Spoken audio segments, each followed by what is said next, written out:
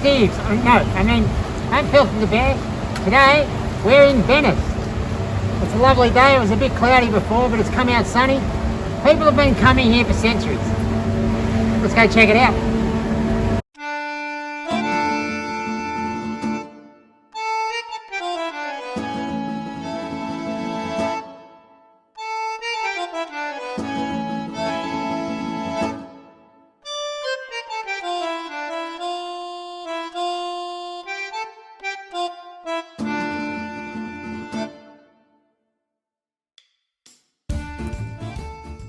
Ah, Venice, the floating city, the city of canals, La Serenissima, the wet spot.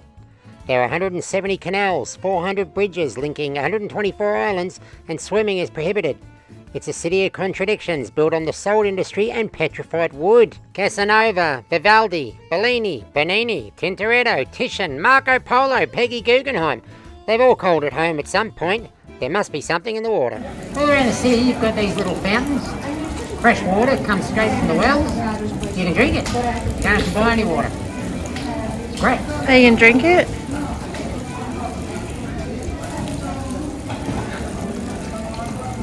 Lovely. Lovely Venetian fresh. I'm soaking wet hand.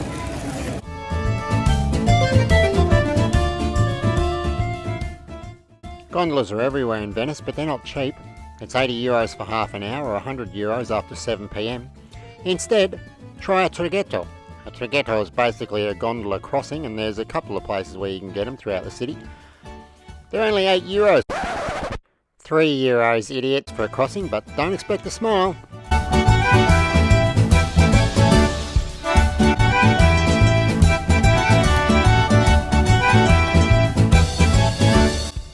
The Art City San Marco is where all the big name tourist spots are.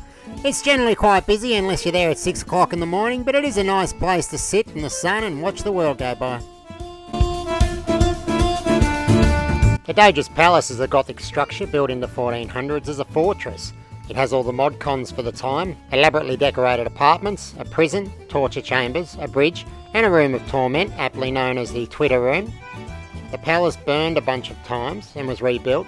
I always wonder how stone places burn, but then cars are made of mostly metal, so whatever. It's not like there's any water nearby that they could have put it out with. If you're unsure what to see when you visit Venice, see the Doge's Palace. It's incredible, and you'll likely spend around 3 hours there. There are paintings and sculptures by some of the greatest artists that have ever lived, and you won't have to feign interest in any video or photography exhibits. No white canvases, no bananas gaffer taped to walls, no Jesus is encased in a solid block of urine. Just amazing art. The Doge's Palace has one of the largest single rooms in Europe. You won't miss it.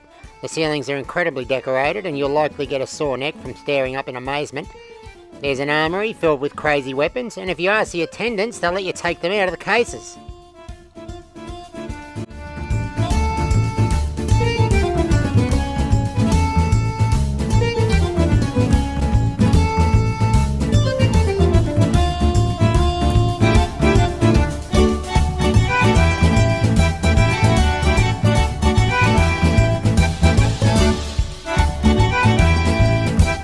You'll have heard about the prison and the Bridge of Sighs, where prisoners would sigh as they walked over the bridge, but did you know that the lower cells were tidal, meaning that depending on the time of the month, prisoners could find themselves waist deep in water for part of the day and night?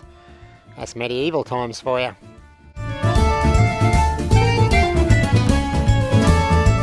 Museo Korea is an interesting place. However, on our TripAdvisor, a 6 of 6 clubs from Calgary, Canada, had other things to say. This was the only museum in Venice where every single one of the staff made a point of being rude and inconveniencing guests. No other museum had even one rude staffer. For a €30 entry fee, they should be able to afford basic customer service training. It's Italy, a 6 of 6 clubs. That's part of what makes it endearing.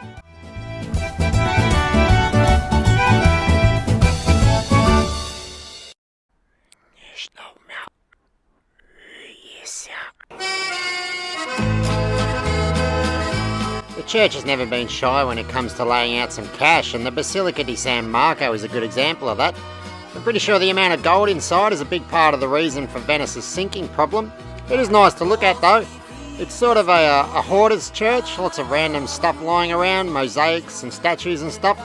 I take it there wasn't a problem with homelessness or famine back in 1094 when the place was opened.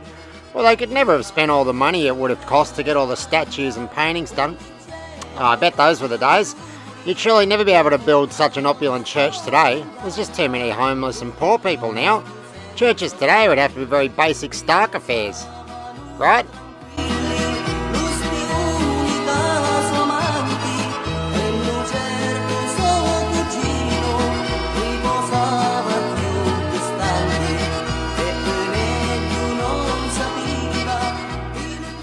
I better say something about these horses. Originally made in Greece perhaps, then displayed in Constantinople or Istanbul in Turkey, stolen by the Venetians in 1204, then stolen from them by Napoleon in 1797, before finally being returned to Venice in 1815. I'm sure Venice has plans to return them to Istanbul soon. Lots of flying lions around Venice. They're the symbol of the city. You'll see one in Piazza San Marco on the top of a pillar, near another pillar with St. Theodore on top. If you were sentenced to death back in the day, they'd string you up between these pillars and let you hang there in the wind for a few days. Jesus, these people.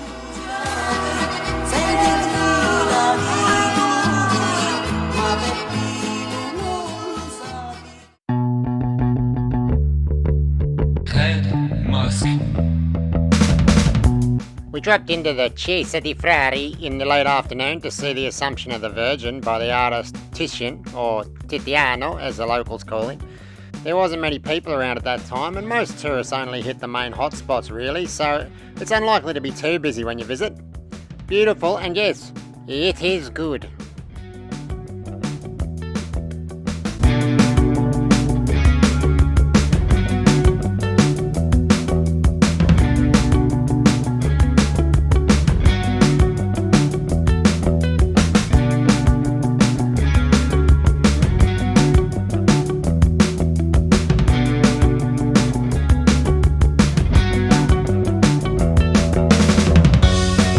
Then headed over to the Scuola di San Rocco. Again, not many visitors late in the day.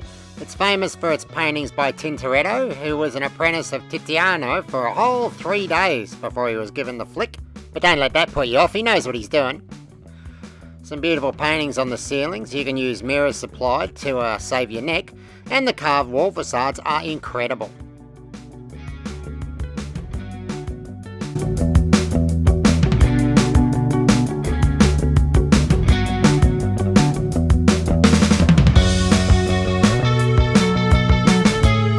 A little tip, if you want to see Venice from the water, try taking the Vaporetto. It's basically a public bus, but a boat.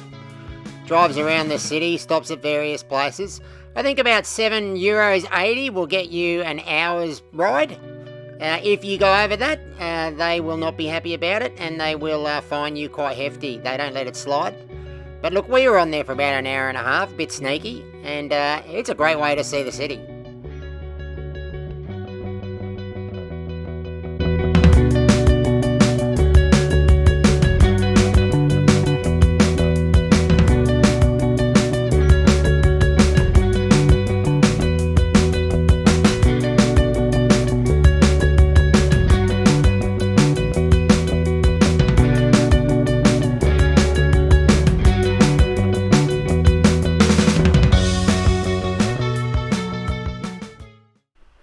Right, well, I hope you enjoyed our little trip to Venice. We took about 3 days here, but look, you could do a lot in one. You'd be pretty... Sorry, I thought a boat was about to run me over there. I don't know why I thought that was going to happen. Anyway, it's a beautiful city. It's a little bit run down, and apparently sometimes it smells a bit. It wasn't too bad while we were here.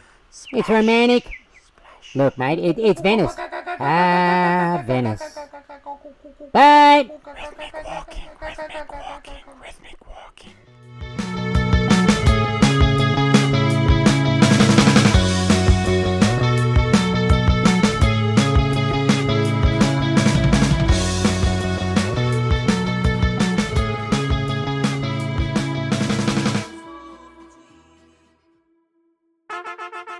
Check out these other Have Bear Will Travel videos, and please like and subscribe.